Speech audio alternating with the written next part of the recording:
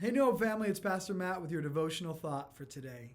In Ezekiel chapter 3, the prophet writes, "And at the end of 7 days, the word of the Lord came to me. Son of man, I have made you a watchman for the house of Israel. Whenever you hear a word from my mouth, you shall give them warning from me." If you're familiar with the book of Ezekiel, then you know that this is a writing by the prophet Ezekiel, who's a prophet for the Lord to the nation of Israel. In fact, as I just read, the Lord calls him to be the watchman of the house of Israel. He is to be watching over them, essentially, in one sense, to give them warnings about the dangers of their ways, the dangers of, as they continue in their rebellious ways, what's going to come upon them at the hand of the Lord. And so he's supposed to go and say all these harsh things to the nation of Israel, but as a warning. And ultimately, if they are to heed his warnings, it will go well for them. If they heed his warnings, because he is the mouthpiece of the Lord, he's a prophet of the Lord, so he's speaking the Lord's words to them. And if they heed his warnings, then it will go well for them, and it will go well ultimately for Ezekiel.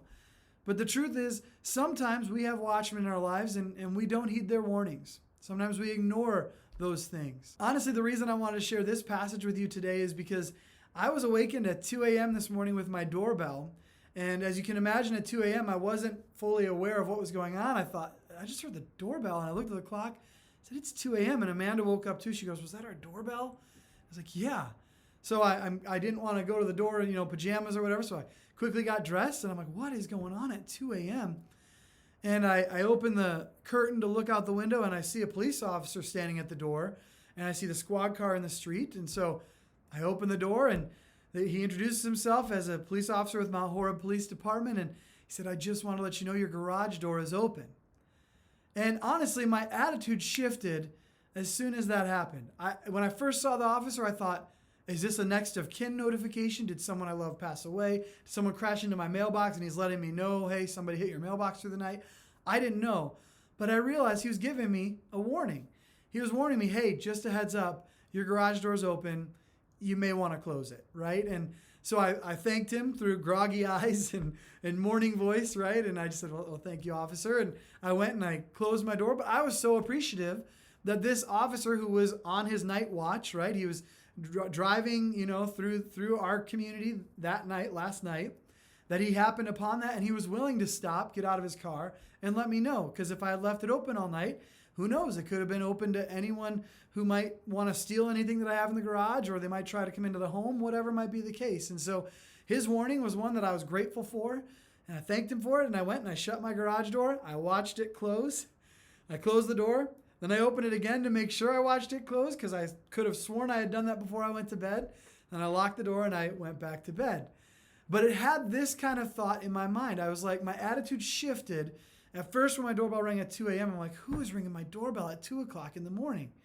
And then when I realized it was someone looking out for my best interest, I was so grateful for that.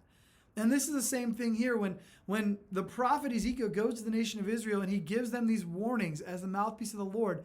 They would do well to heed those warnings. It's for their benefit. And I think the same could be said for us as we have one another as brothers and sisters. And we may not be prophets, the true mouthpieces of God, but we have God's word. And we can encourage one another with God's word. And when we're walking on a path that's not in line with God's word, we would do well to heed the warnings of one another. And we would also do well to be willing to give those warnings to each other, to rebuke when a rebuke is needed for the betterment of one another, and always motivated by a love for each other and a love for the Lord. But I thought this would be an encouragement to you as, again, my mind was just brought there after what happened through the night last night. May we be quick to heed the warnings of those who are righteous, of those who love us, those who come into our lives, willing to say those things to us in order to benefit us, that we might walk more closely with the Lord and might be prevented from calamity in this life.